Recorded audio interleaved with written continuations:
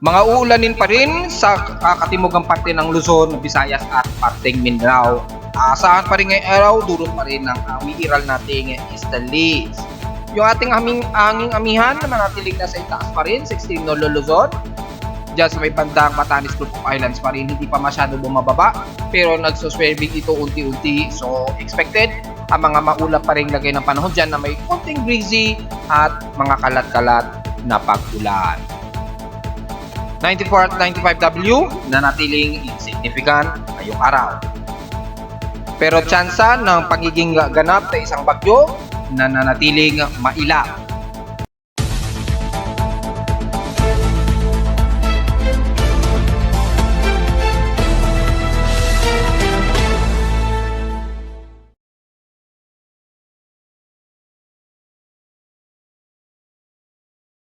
Hello, good morning mga folks. Welcome po muli sa ating Daily Weather Bulletin at Analysis para sa araw ng Martes, November 7, 2023. Ang oras nating voice from ngayong umaga ay alas 10:34 o 35 na ng umaga.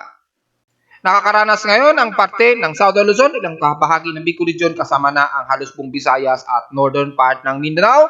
Epekto ng mas kumiiral lalo na Estalis sa may silangan ng bansa na sumasalubong naman sa malamig na hangin sa kanluran. Kaya yung pagitan nito sa kalupaan ng bansa ay magdudulot po ng mas maulap na himpapawirin at mga aasahang mga pag-uulan ngayong maghapon. Dahil nga po sa mataas ang position pa rin ng ating northeast monsoon na nasa extreme north doon sa may bandang Batanes Group of Islands pa rin, kaya yung salubungan ng mainit at malamig din sa may bandang katimugang parte ng bansa mula dyan sa may bandang Southern Luzon hanggang Mindanao ay maaasahan magiging mas maulan, epekto nga po ng salubungan ng Estalis at malamig na hangin dito sa kanluran ng bansa.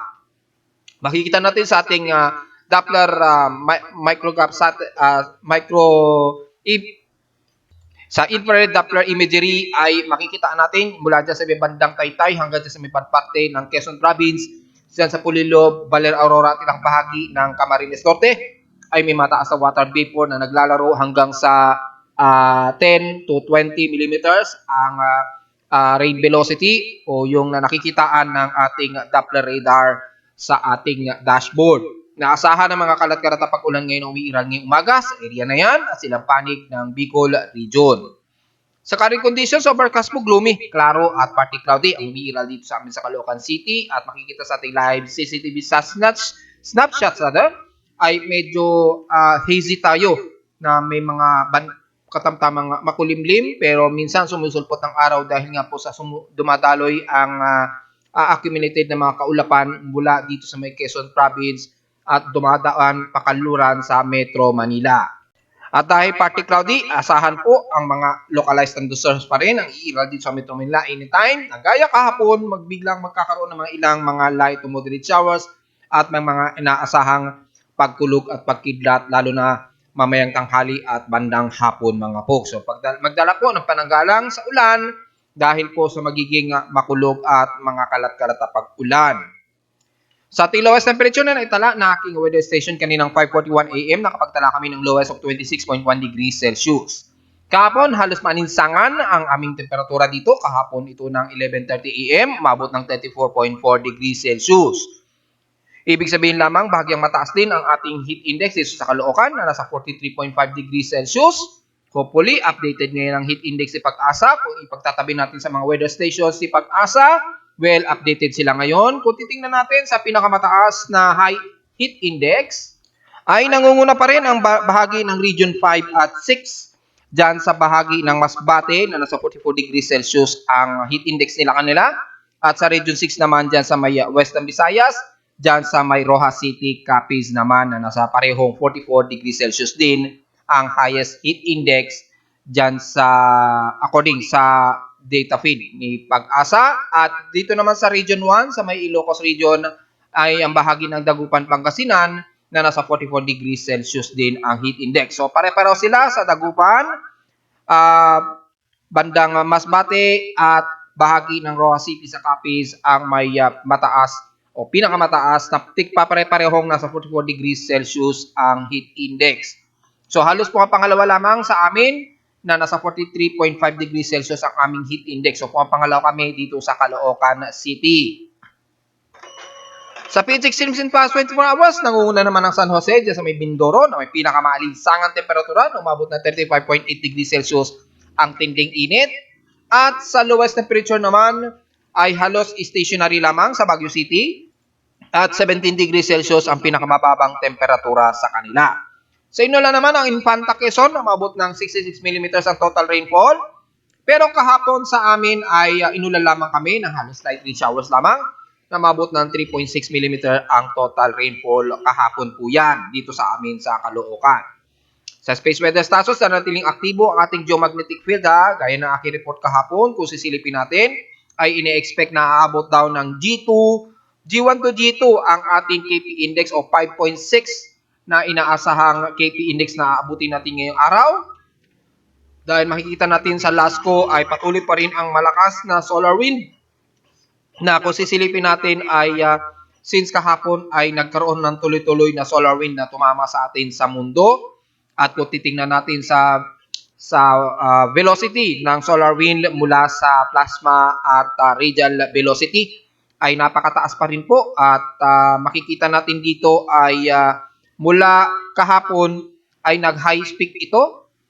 At inaasahan ngayong araw, bahagyang makakalma yung kanyang plasma density. Pero yung solar wind velocity, manatiling mataas pa rin po ito na inaasahang lalagpas sa 500 kilometers per second yung kinaka-maximum wind velocity ng solar wind. Ayan, kaya expected na magkakaroon ng mas mataas na plasmatic velocity na tatama sa Earth. So magkakaroon ng mataas na auroral activity anytime ngayong araw. At expected na makaapekto ang ionospheric range natin sa Southeast Asia, damay ang Pilipinas na naman. So expected ang mga GPS, satellite at mga radio telecommunication magkakaroon ng mga ilang interruptions at may mga malilit na tsansa na pwedeng makasira ito ng mga electronic components natin sa Earth dahil yung electronic components namin dito sa Caloocan ay ilang beses nang nasisira at kare-repair ko lamang kahapon mga folks. So watch out po dahil yung sobrang bilis na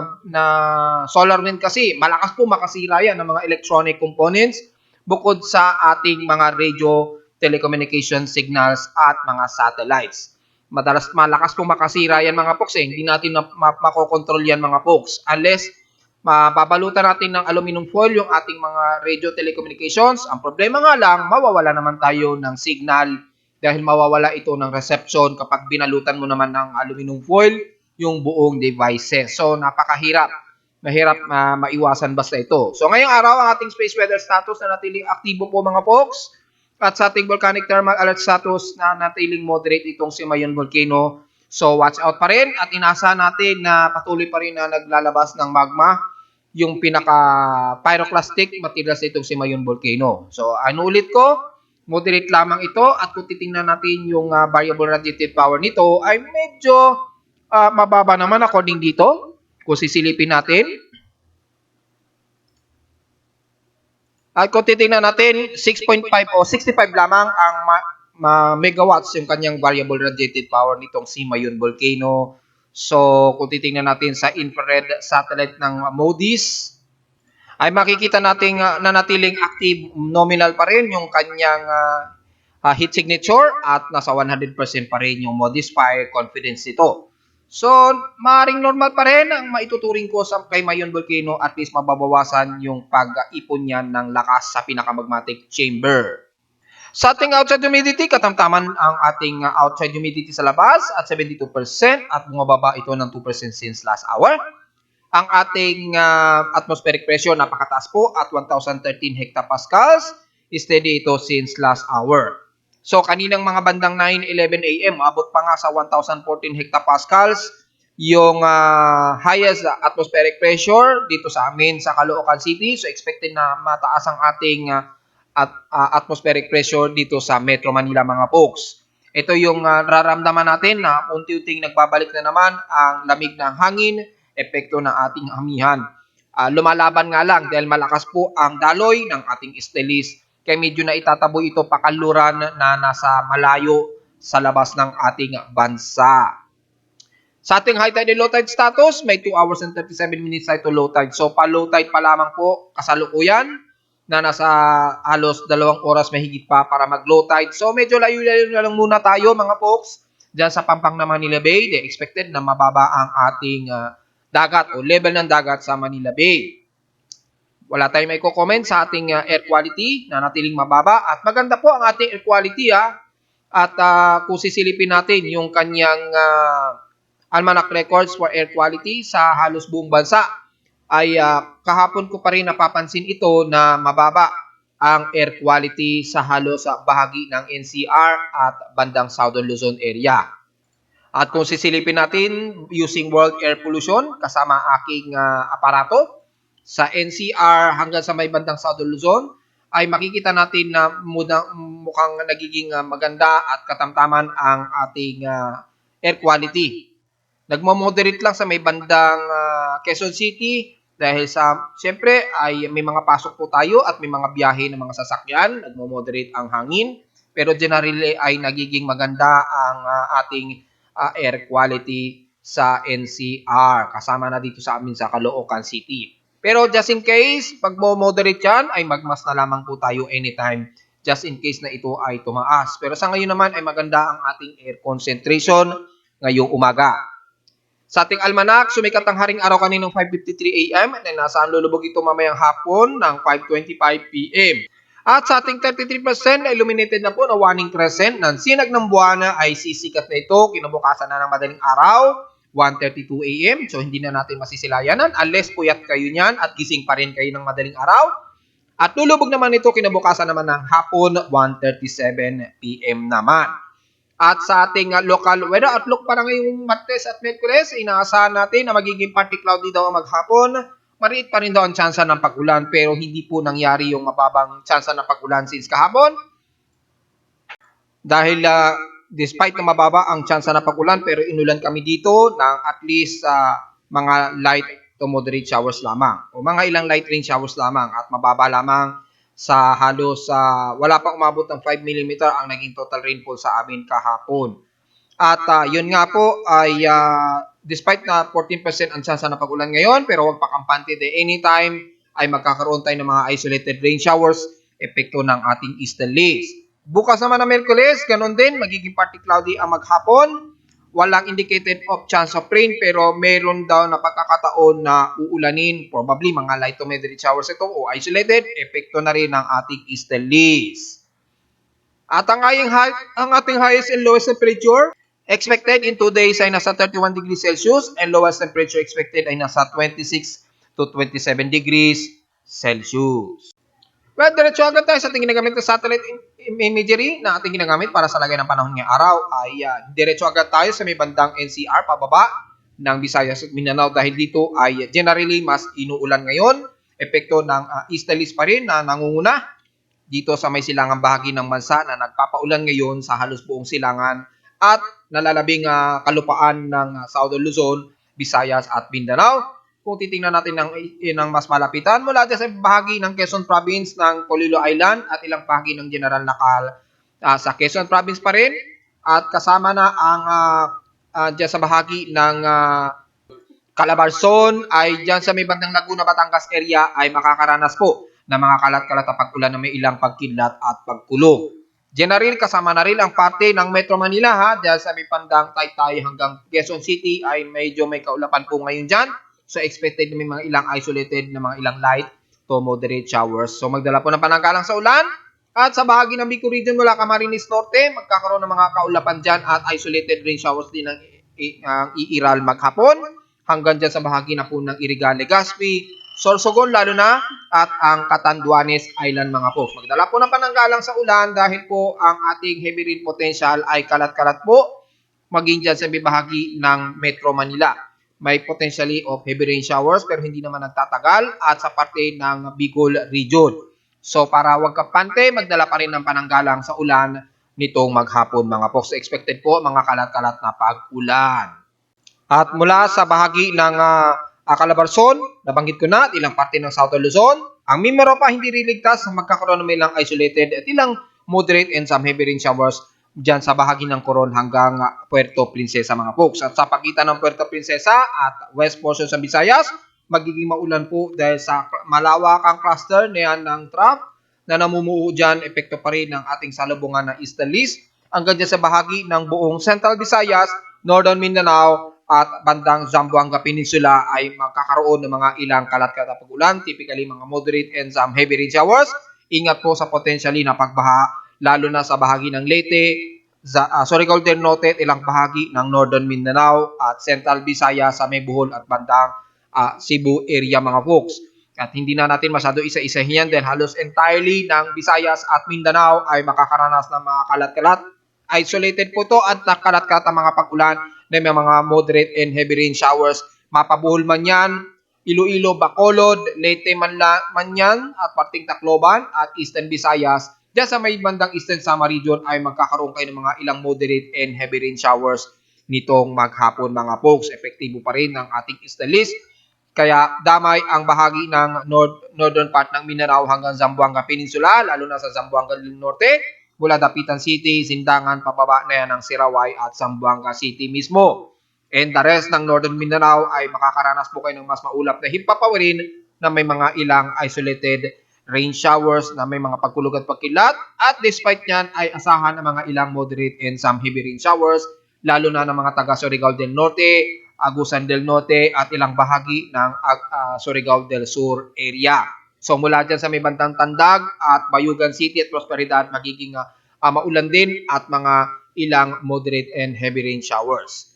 The rest ng Sorsogon area magiging katamtaman po pero magiging parte ito mostly kaudeng iiral mula dyan sa may bandang Cotabato hanggang General Santos City. Pero magiging maulap at magkakaroon din ng mga isolated rain showers lalo na ng mga taga Sarangani, Maasin hanggang dyan sa may bandang Coronadal. Pero the rest ng Davao Region mula bandang Compostela Valley, kasama na ang Davao City at Bukidnon, bukod sa magiging katamtaman din na medyo maalinsangan, ay asahan din ang isolated rain showers pagdating po ng hapon o gabi, maging ng madaling araw. Epekto pa rin ng ating easterly wave na mainit na galing sa ating dagat Pasipiko. So yung easterly wave, nakikita natin dito sa may silangang bahagi ng Mindanao na mas malakas po, kaya medyo tuyot pero mainit ang hangin na magdudulot po ng mga ilang isolated rain showers na may pagkilat at pagkulog. Kaya na masyadong nag-accumulate pag nasa kalupaan na dahil lumalamig na po kasi yung nasasalubong ng ating easterly wave dyan sa area na yan. So generally, ang buong Visayas at Mindanao magkakaroon po kayo ng most of rain showers. Puro isolated ito at mga kalat-kalat na may mga ilang moderate and heavy rain showers.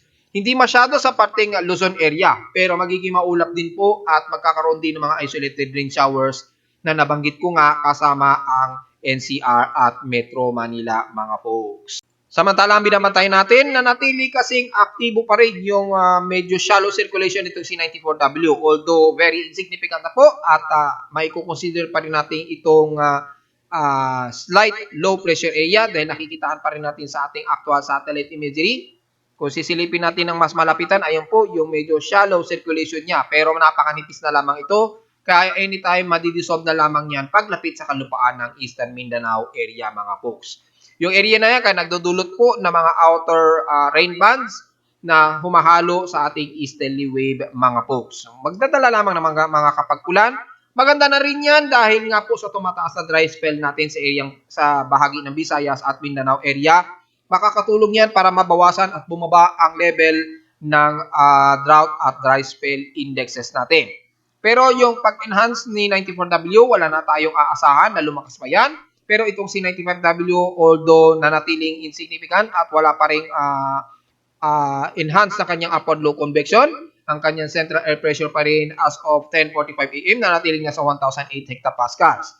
Pero dahil nasa malayo pa rin ito, ay manatiling natin itong babantayan mga folks dahil anytime ay posible pa rin itong magkaroon ng improved intensification. Pero titingnan natin dahil maaaring may kasunod itong C95W just in case na ito ay hindi ma-consider o mag-enhance hanggang this coming weekend. Pero kung titingnan natin sa kanyang mga global forecast assessment,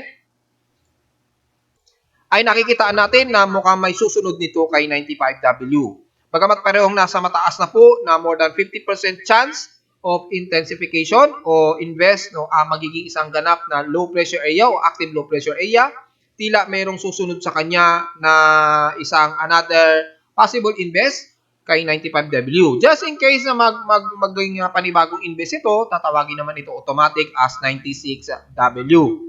Pero dahil masyado pa itong shallow at hindi pa masyado halata sa kanyang upward low convection, nananatili natin siyang babantayan. Pero kung titingnan natin sa global spectral model, ay may nakikita na tayong isang panibagong shallow tropical wave dito, kasunod ni 95W. So probably magiging si 96W yan, abangan na lamang natin. Pero si 95W ay makalapit man ito ng ating par, probably by November 12 o November 11 to November 12, 2023. So mga next week na po ito. Inaasang lalapit ito ng ating par sa may Eastern Mindanao area. Pero nanatiling shallow circulation pa rin siya at wala nakikitaan na paglakas mga folks. So yung mga nagpo-post sa akin sa Facebook na masyadong aggressive, sinasabing magiging sikabayan agad, malayo nga po na sa kasalukuyan nating realidad dahil pinapakita ng ating global spectral model ay hindi po siya lumakas at nanatili lamang isang shallow trough o shallow circulation pa rin habang sa lumalapit ito ng ating bansa sa may border ng PAR sa silangan ng Mindanao. So dahil dyan ay titingnan natin kung yung kasunod niya ay magkakaroon din ng enhanced development pero masyado pa itong malayo. So obserbahan natin sa loob ng isang linggo ito, this week days mga folks. Kung pagbabasa natin ang mga mean sea level pressures nila, naglalaro lamang sa 1,008 to 1,006 hectopascals ang pinapakita ng global spectral model dito. Pero nagiging stationary lamang siya sa 1,008 hectopascals habang lumalapit ito this coming weekend sa may border ng PAR. So mukhang malabo na rin ito na lumakas pa itong si 95W dahil base dito hindi naman siya bumaba yung kanyang atmospheric pressure hanggang sa lumapit dito sa may border ng PAR. Sa computer models, base kay GFS, ganun din. Halos shallow din ang pinapakita ni GFS dito. Although active low pressure area ay pinapakita dito, pero sa paglapit niya sa Eastern Mindanao, tila nanatili itong shallow trough lamang. Kay CMWF, ganun din. Halos shallow trough din o halos nag-dissolve na nga po siya sa pinapakita ni ECMWF. Kay NABGEM naman, medyo aggressive pa rin siya pero nakikitang tropical wave din siya at shallow din ang ipinapakita ni NABGEM. So lumalabas mukhang malabo itong si 95W na magiging isang ganap na bagyo mga folks. So medyo good news yan. Kapag lumapit man niya sa eastern ng bansa natin sa may Mindanao o ng Visayas area bilang isang shallow trough lamang, medyo good news yan dahil magpapaulan lamang yan sa bahagi ng Mindanao or ng Visayas para bumaba ng tuluyan ang dry spell sa area na yan at maiwasan ang todo-todong pagtagtuyot. Kailangan din kasi ng pag-ulan dyan at least makontra po yung epekto ng El Nino. Yun ang importante mga folks. Huwag lamang ito magkaroon ng pag-enhance o lumakas ng husto na maging isang ganap na bagyo mga folks. Yun lamang ating masasabi sa ngayon ay wala tayong nakikitaan na pag-enhance nitong si 95W hanggang this coming weekend. So probably mga next week by Saturday o Sunday siguro, malalaman natin kung yung kasunod ni 95W o possible na si 96W ay mananatili siyang kapareho ni 95W. So abang-abang na lamang mga folks. At dahil sa tindi ng ating easterly wave ay tumaas po ang alon at possible na significant wave sa may bandang northeastern Luzon at ilang parte ng Bicol region at eastern Visayas. Umaabot ng 1.25 meters ang taas sa loob ng 24 oras. So, kung maaari, medyo restrain muna sa ating maliliit na sasakyang pandagat dyan. Pero sa may bandang kaluran ng bansa, dyan sa may bandang Palawan at west portions ng Visayas at Mindanao, wala naman tayong magiging comment dyan dahil wala namang pagtaas ng dagat na nating nakikita mga folks. Maliwan lamang sa may bandang silangan ng Bicol region at eastern Visayas at northeastern Luzon, unti-unting tumataas sa 1.25 meters ang alon. Kaya sa mga malilit nating mangingisda, medyo restrain po muna ngayong araw kung maaari lamang mga folks. At narito naman ating 3D weather forecast para sa araw ng Martes, November 7, 2023.